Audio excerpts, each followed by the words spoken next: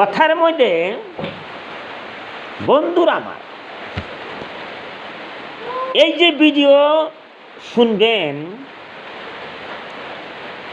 ভিডিওটা যখন শুনবেন তখন আপনারা লাইক করবেন। লাইক করলে হয়তো আপনি লাইক করলেন, আরেকজন লাইক করলো, আরেকজন সাবস্ক্রাইব করলো, এইভাবে আস্তে আস্তে বেড়ে যায়। এটা তো আমরা জানিনি, তাই লাইকটা করবেন। আয়েশা রাদিয়াল্লাহু তাআলা আনহা থেকে বর্ণিত, তিনি বলেন, আমি আবু বকর রাদিয়াল্লাহু তাআলা আনহুর নিকট উপস্থিত হলে তিনি জিজ্ঞাসা করলেন,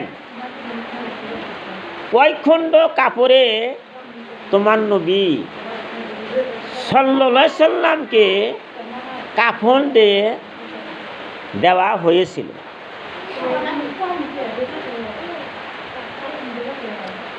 এখন এর মধ্যে একটা কথা, এই যে মানুষ মরে, কাফনে কাপড় আপনাকেও দিবে, আমাকেও দিব। তাই এমন সুন্দর প্রশ্ন, হ্যাঁ, যে এই প্রশ্নটা কারা করেছিল মনে রাখবেন, একমাত্র আবু বকর সিদ্দিক রাদিয়াল্লাহু তাআলা আনহু আয়েশাকে করেছিল। আয়েশা আবার কে ছিল? আমরা জানেন, আয়েশা ছিল আবু বকর সিদ্দিক রাদিয়াল্লাহু তাআলা আনহার বেটি, তার মানে মেয়ে। হ্যাঁ, আয়েশা রাদিয়াল্লাহু তাআলা আনহা বলেন, তিনি 3 খণ্ড সাদা শাহুলি, হ্যাঁ, স্থানের নাম কাপড়ে, যার মধ্যে জামা পাগুড়ি ছিল না। এখন একটা কথা হলো, এই যে আবু বকর সিদ্দিক যে প্রশ্ন করলো যে রাসূল করিম সাল্লাল্লাহু আলাইহি সাল্লাম যখন ইন্তেকাল হয়ে যায়, নিশ্চয় তাকে কাফনের কাপড় দেওয়া হয়েছিল কয় খণ্ড? মাত্র 3 খণ্ড কাপড়। এই যে 3 খণ্ড কাপড়, এই যে এখন পর্যন্ত যদি একটা পুরুষ মানুষ মরে, তাহাকে কিন্তু 5 খণ্ড দেয় না, 7 খণ্ড দেয় না। কয় খণ্ড দেয়? 3 খণ্ড। যেহেতু আমার দয়ার নবী ওনাকে 3 খণ্ড কাফনে কাপড় দিয়েছিল, তাই তো আমাদেরকেও 3 খণ্ড দিব। কিন্তু রাসূলকে কি যে জামা ও পাগড়ি দেওয়া হয় নাই। যদি আজকে রাসূলকে পাগড়ি দেওয়া হইতো, জামা দেওয়া হইতো, তাহলে আমাদেরকেও দিত।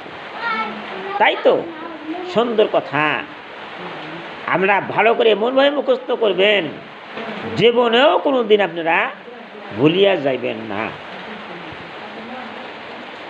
তিনি আবার জিজ্ঞাসা করলো, কোন দিন আল্লাহ রাসূলের, হ্যাঁ, রাসূলের যে ইন্তিকাল করে। অনেক মানুষে অনেক কথা বলিয়া থাকে, তাই তো আয়েশা রাদিয়াল্লাহু তাআলা আনহা উত্তর দিলেন যে রাসূল যখন ইন্তেকাল হয় তখন বারটা ছিল সোমবার। সুবহানাল্লাহ। এই সোমবারে রাসূল ইন্তেকাল করে। তাইলে আমরা সবাই বলবো, ইন্না লিল্লাহি ওয়া ইন্না ইলাইহি রাজিউন। এর সঙ্গে আমি একটা কথা বলতে চাই, তিনি আবু বকর, হ্যাঁ, বলেন, আমি আশা করি এখন হইতে আগত রাতের মধ্যে আমার মৃত্যু হবে। অথবা অসুস্থকালীন নিজের পরিধেয় কাপড়ের প্রতি লক্ষ্য করে তাতে জাফরানি রঙের চিহ্ন দেখতে পেয়ে বললেন, আমার এই কাপড়টি ধুয়ে তার সাথে আরও 2 খণ্ড কাপড় বৃদ্ধি করে আমার কাফন দিবে। দেখেন বন্ধুরা, চিন্তা করে দেখেন, যখন আবু বকর সিদ্দিক শুনল রাসূল পাক সোমবারে ইন্তেকাল করলো, তখন আবু বকর সিদ্দিক বলল, আমিও তো মরে যাব। রাসূল মরছে, আবু বকর সিদ্দিক চিন্তা করলে আমিও মরবো। কিন্তু একটা কথা কি, আয়েশাকে বলতেছে, আয়েশা, যদি তোমার নবী ইন্তেকাল করেছেন, তোমার আব্বা আবু বকর সিদ্দিক সেও ইন্তেকাল করবে, কিন্তু আবু বকর সিদ্দিক যে কাপড়টা ব্যবহার করে পুরাতন কাপড়, ওই কাপড়টা দিয়ে দাফন কাফন করিও, তার সঙ্গে আর 2টা কাপড় মিলাইয়া 3 খণ্ড কাপড় আবু বকর সিদ্দিককে তোমরা পরাইয়া দিও, দাফন কাফন করিও। আয়েশা বলতেছে যে এই যে পুরানা কাপড় আপনি পরিধান করছেন, এই পুরানা কাপড়টা দিলে কেমন দেখা যায়? সারা জীবন মাটির পাত্রে থাকবো, আজকে আবু বকর সিদ্দিকের পুরাতন কাপড় দিয়ে দাফন কাফন করা হয়, কেমন দেখা যায়? এইটাই আয়েশা সিদ্দিকা রাদিয়াল্লাহু তাআলা আনহা চিন্তা করতেছে। তিনি বললেন, মৃত ব্যক্তি অপেক্ষা জীবিতদের নতুন কাপড়ের প্রয়োজন অধিক। এমন সুন্দর কথা আবু বকর সিদ্দিক বলিয়াছেন। দেখেন, আজকে আমরা এত বাহাদুরি করতেছি, ঘর বাড়ি দালান কোটা বিল্ডিংয়ে বাহাদুরি করতেছি। কিসের ঘর বাড়ি? আজকে সমস্ত সাহাবা ইন্তেকাল করেছেন, সমস্ত নবীরা চলে গেছেন, আপনিও মরবেন, আমিও মরবেন।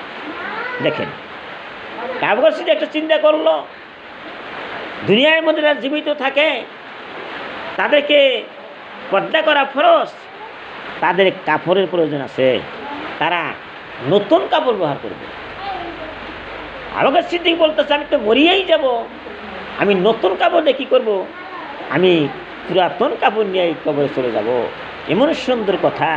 তাই তো আমার নবী বলেছেন, বিশ্বর জমিনে যদি আমি বন্ধুরূপে গ্রহণ করতাম, আন্তরিক বন্ধুরূপে গ্রহণ করতাম, তাহলে আবু বকর সিদ্দিককে আমি বন্ধুরূপে গ্রহণ করতাম। তাই বোঝা গেল আবু বকর সিদ্দিক কীরকম গুণী ছিল। এখন বোঝেন, তার নাম হয়েছে হযরত আবু বকর সিদ্দিক রাদিয়াল্লাহু তাআলা আনহু। এমন সুন্দর না, তাই তো?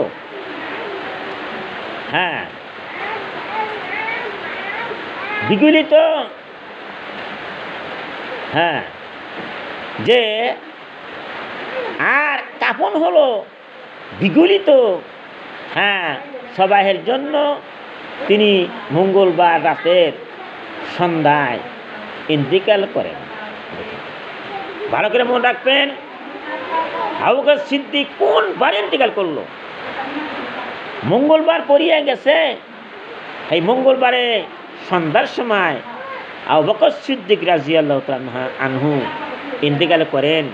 ইন্না লিল্লাহি ওয়া ইন্না ইলাইহি রাজিউন।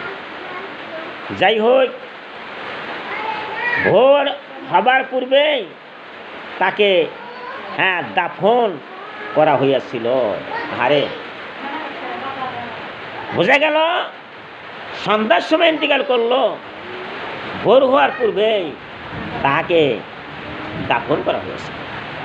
এখন বন্ধুরা, এই যে কোরআন শুনতেছেন, হাদিস শুনতেছেন, একবারও চিন্তা করে দেখলেন না যে আপনারও এখন একদিন দাফন কাফন করব, আমারও দাফন কাফন করবো? তাই আমার সম্মানীয় ভাইদেরকে আমি বলিয়া যাই, আমার সম্মানীয় মায়েদেরকে বলিয়া যাই, তোমরা সবাই আল্লাহর গুণগান করবা, আল্লাহর জিকির করবা, কোনো সময় আল্লাহকে ভুলিয়া যাইও না। হ্যাঁ, সব সময় আল্লাহর জিকিরে তোমরা লিপ্ত থাকবা।